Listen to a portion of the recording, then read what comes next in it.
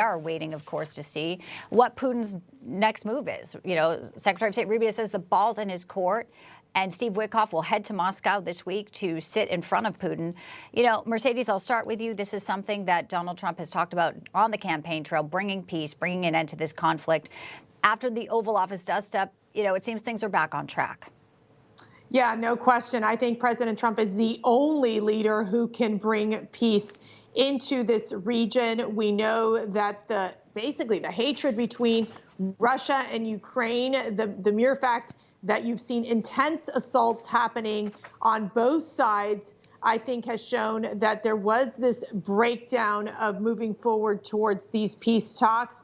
And following the debacle in the Oval Office with President Zelensky, basically, trying to dictate what the U.S. should do was just a horrible strategy. And it's why you saw Zelensky having to pull back and basically thank the United States for the support that they have received. And so I do think that based on what we saw yesterday in Saudi Arabia with Secretary Marco Rubio and National Security Advisor Mike Waltz, the conversations have been very productive. The key will be, will President Putin agree to the ceasefire? It looks like he's looking forward to making that decision, and finally try to figure out how we can get to the point that lives aren't lost anymore. Ukrainian lives, Russian lives. So seeking peace in this area is going to be critical.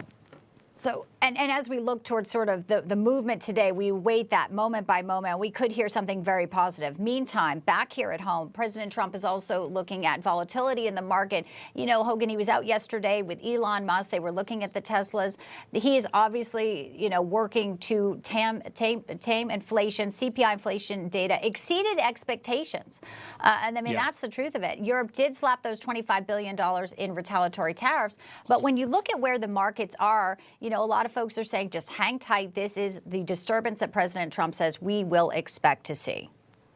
Yeah, it's nothing new. Donald Trump ran on fixing our economy. He won in large measure because the people were sick and tired of the Biden economy that kicked us all in the teeth for 4 years with high prices for gas and groceries and record high inflation. Donald Trump knows the economy. He knows how to fix it. And while the tariffs are unsettling to many out there, the fact is we did need this as a national security measure. But also, as I've said many times, Mercy knows this. Every politician that runs for office always runs on the mantra of free and fair trade. Well, the free trade's always there. It's the fair trade that never follows.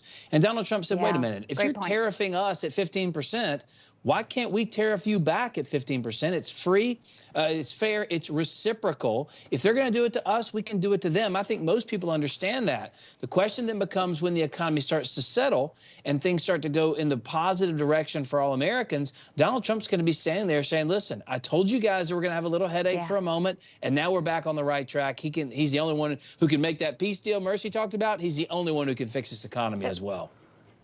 And let's play the fear-mongering from the left here. Bernie Sanders talking about the current situation here in the world. You know, the scariest times in my lifetime, that's all. I mean, I think that's objectively the truth. You know, it is not just they want to give tax breaks to billionaires. Well, we do know this. They passed the CR 217 to 213. Now it goes over to the Senate. It might be the Democrats, Mercedes, shutting down the government. How about that for you? Yeah, well, I got to tell you what's so interesting to watch is that Bernie Sanders has basically, it's his comeback because the Democrats are in such disarray. They don't have any strong leaders right now. And so if Bernie Sanders is going to be the voice, let's just think about that. He is far left. He is a socialist. He is going to try to make this message of these tax breaks are going to the rich, which the reality is that the tax relief are going to go for the American families when you're supporting child tax credits, which is the case of what President Trump is pushing. President Trump is pushing no tax on tips, which would work to help the working men and women of America. So, look, I think for the Senate, it's going to be tricky. I think you've seen several of these Republican senators, like Senator Ron Johnson, Senator Rick Scott. They are pushing to lower the spending to a pre-pandemic level of federal spending.